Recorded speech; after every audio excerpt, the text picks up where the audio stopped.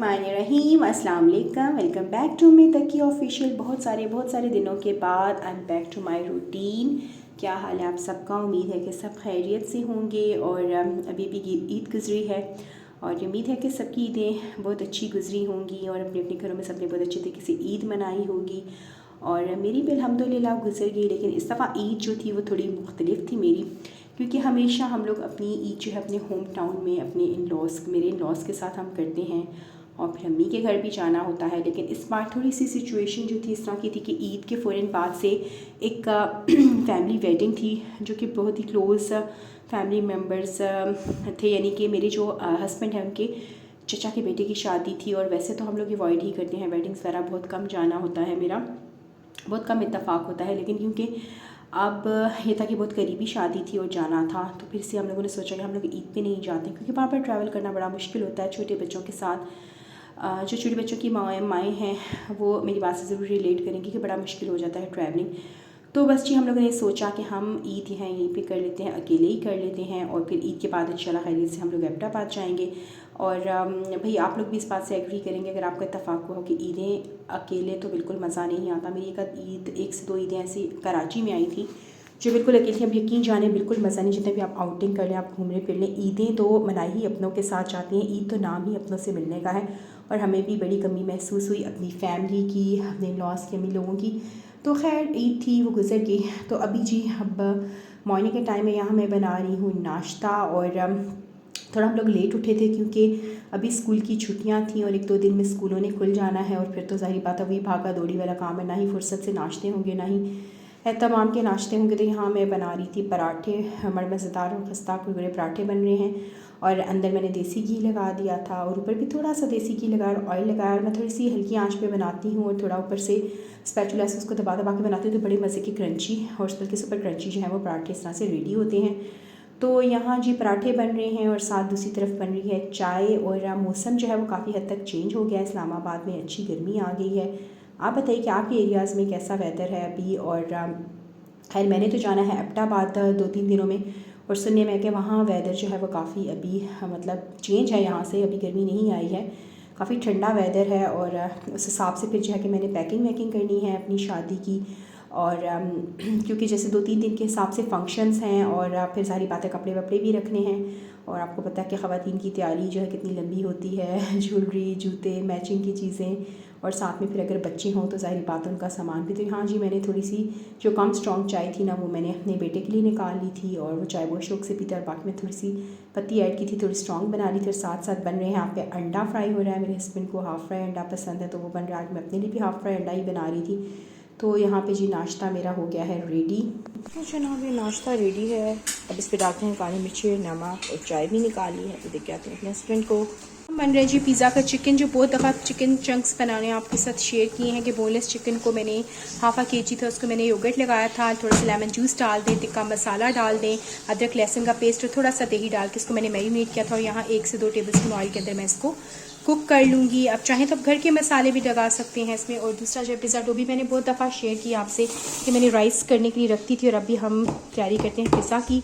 Oven वगैरह निकालती हूँ। और तो जनाब यहाँ पर आप देखें ये है पिज़्ज़ा डो, जो बड़ी ही ज़बरदस्त किस्म की राइस हो गई है। और यहाँ आप देख सकते हैं कि पिज़्ज़ा डिश में मैंने पार्चमेंट पेपर लगा दिया। आपको दिखाऊँ, ब्लैक ऑलिव्स निकाले हैं, ग्रीन ऑलिव्स निकाले हैं। यहाँ पे दो तरह के पिज़्ज़ा बनेंगे, एक जब बनाती है रेगुलर पिज़्ज़ा बनेगा और इसके साथ ब्रेड बनेगी। तो ये रेगुलर पिज़्ज़ा के लिए हैं, कैप्सिकम मैंने काट लिया है। और ये है जो पिज़्ज़ा ब्रेड की चीज़ें हैं, ग्रीन ऑलिव्स हैं, ब्लैक ऑलिव्स हैं, प्याज है और कैप्सिकम है। तो अभी हम स्टार्ट करते हैं जी।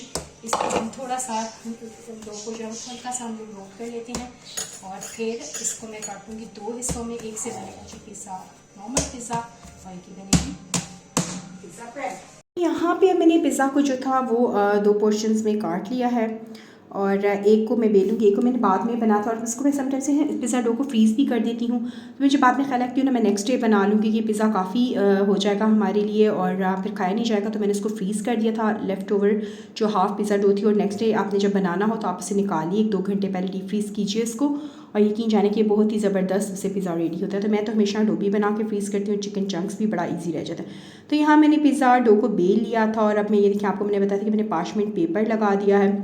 और इससे है कि आपके जो बेकिंग की जो डिशेस वगैरह हैं वो पिज़्ज़ा पैन है या बेकिंग का जो ट्रे है वो आपका डर्टी नहीं होगा, क्योंकि स्पिल हो जाता है समटाइम्स चीज़ वगैरह की और सॉसेस वगैरह की, तो वो फिर सारी बातें तो क्लीन करना बड़ा मुश्किल हो जाता है और ट्रेस भी जो है वो ख़राब हो जाती हैं। तो ये मैं हमेशा लगा लेती हूँ, मैं हाथों से इसको बहुत अच्छी तरीके से सेट कर लूँगी। ऊपर मैं हमेशा रेडीमेड जो है वो पिज़्ज़ा सॉस यूज़ करती हूँ और यहाँ पे मैंने 1 से 2 चम्मच लगा ली थी और वही रेगुलर तरीके से कि कॉर्नर्स को थोड़ा सा बचा के अंदर की तरफ मैंने अच्छे से लगा लिया था। और ये अब चिकन टिक्का चंक्स हैं जो मैंने चिकन टिक्का के चंक्स बनाए थे, और इसको अब छोटा कर लें बड़ा बनाएं जैसे आपकी मर्ज़ी है। मैंने थोड़े छोटे बनाए थे और ये भी मैं हमेशा से बना के ज़्यादा क्वांटिटी में रख लेती कि बच्चों के सैंडविचेस वगैरह अगर बनाने हो या कभी इंस्टेंट आपने पिज़्ज़ा बनाना तो आपको बड़ा ही आसान रह जाता है कि डो आपके पास बनी फ्रीज़ हो और चीज़ मौजूद है और वेजिटेबल्स तो घर में होती ही होती हैं। और ये चिकन टिक्का के जो चंक्स हैं ये भी रेडी हो तो बड़ा ही इंस्टेंट पिज़्ज़ा बन जाता है ना, फिर आपको मतलब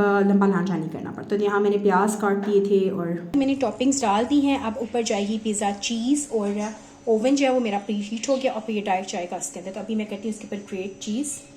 इसमें इस दफ़ा लेके आई थी ओलपर्स की और बड़ी अच्छी है। इससे पहले मैं एडम्स की लाती थी और मैंने ताज़ों की भी यूज़ की, लेकिन ताज़ों की स्ट्रेंड्स बहुत अच्छे बनते हैं उसकी, वो मोज़रेला एंड चेडर मिक्स होती है ग्रेटेड चीज़। लेकिन यह है कि टेस्ट की अगर बात करें तो ऑलपर्स की और एडम्स की मुझे ज़्यादा अच्छी लगी। तो यहाँ मैंने ग्रेट करके चीज़ ऊपर डाल दी थी और ऊपर ओरिगानो लीव्स जो हैं वो मैं स्प्रिंकल कर दूँगी और फिर जी रेडी है टॉपिंग्स। आज मैंने बनाया था बच्चों की फरमाइश पे पिज़्ज़ा, बहुत दिनों से फरमाइश आ रही थी। तो अब ये देखें, अब इसके ऊपर थोड़ा सा केचप से डेकोर कर दिया। ये बड़ा ही जो है वो प्यारा अट्रैक्टिव सा लगता है इस तरह से। तो अब ओवन जो था वो प्री हीट हो गया था, अब इसको मैं रख देती हूँ और ये 15-20 मिनट में बेक होकर निकल आया था और आपको मैं दिखाती हूँ कि कैसा बेक हुआ था जी। तो ये पिज़्ज़ा जो है वो रेडी है और बच्चे बहुत ज़्यादा एक्साइटेड क्योंकि बहुत दिनों से बना नहीं था रमज़ान की वजह से। और अभी मैं सर्व करती हूँ बच्चों को पिज़्ज़ा।